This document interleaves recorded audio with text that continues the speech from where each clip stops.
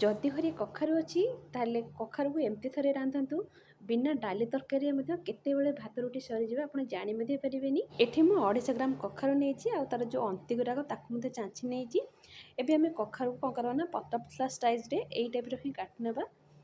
आपड़ चाहिए कखार क्वांटिटी कम बेसी करेंगे। एबे कौन करना ना काटि सारापर कखारु को प्रथम भलसे धोई ना। आप आगुरी धोई पारे। एबे आपको भलसे धोई सारापर आपको आम साइड रखीदे। ये मोर हेमदस्ता नहीं। एबे थी ना चोपा लगाई रसुण 4 ରୁ 5टा कोला आउ 2 ରୁ 3 इंच अदा। ये मुझे गोटे कंचा लंका नहीं। रागर क्वांटिटी आप हिसाब से आप कम बेसी करेंगे। एबे आपको मुझे दरदरा कुटी नहीं। एबे आपको साइड रखीदे। ये देखो मुझे कड़े नहीं 3 ରୁ 4 ଚାମଚ सोरिष तेल। ये सोरिष तेलटा ने बहुत टेस्टी लगे। आप चाहिए रिफाइन तेल नहीं पारे। एबे तेलटा गरम है गोटे शुखला लंका ये आड करवा।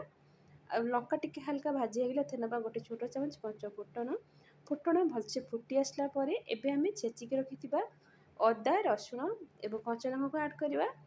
गैस फ्लेम को यह समय मीडियम रखा। आपको टिके हल्का भाजवा माने बेसी भाजवानी माने टिके हल्का भजा हे जमी तार कलरटा टिके हल्का चेंज होमें कौन से गुंड मसला आड करवानी। तथापि भी आर टेस्ट बहुत बढ़िया आसो कौन से तरकारी भी कम लगे। अब देखो मुझको हल्का टी भाजी सारापर ये मुझे टमाटो नहीं गोटे छोट साइज देसी टमाटो। आप हाइब्रिड टमाटो नौ ताहले गोटे बड़ साइज टमाटो नहीं पारे। आप देसी टमाटो आड कर माने तार टेस्टा बहुत बढ़िया आसो। आपको हल्का टी भाजी नहीं भाजी सारापर जो आम काटिकी रखीचे कखारु ताको यही समय आम आड करना। आड करके आपको आम भलसे गोल ना।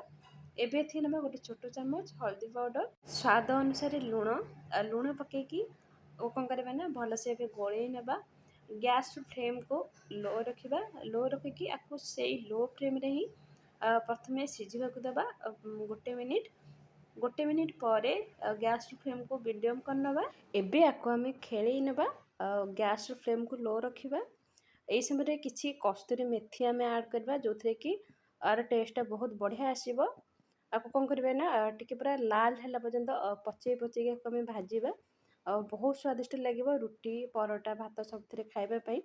तर ये टाइप निश्चित भाव ट्राए करेंगे देखिए बहुत स्वादिष्ट लगी था। बिना डाली तरकारी आपते भात गोटे सरीज आप जानी पारेनि। एबे गैस फ्लेम को ऑफ करना। या गरम गरम खाइबे बहुत स्वादिष्ट लगी था। मात्र 5 मिनट प्रस्तुत होता है। रहुची पुणी देखा नेक्स्ट वीडियो रे। से पर्यंत समस्त दिन शुभकर हो भगवान समस्त भल रखि था।